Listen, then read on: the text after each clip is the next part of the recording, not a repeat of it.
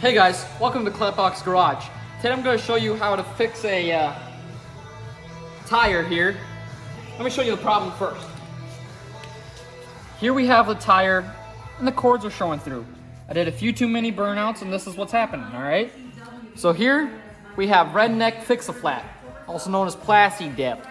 So we're just going to give her a good old try and see if she'll fix her up.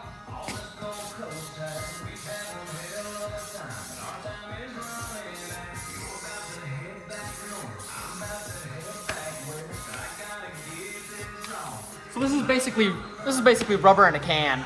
So this is also it makes your tire shiny.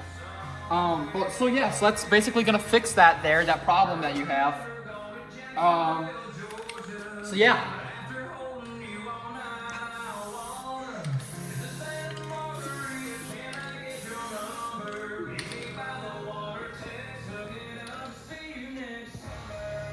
I think that worked. No.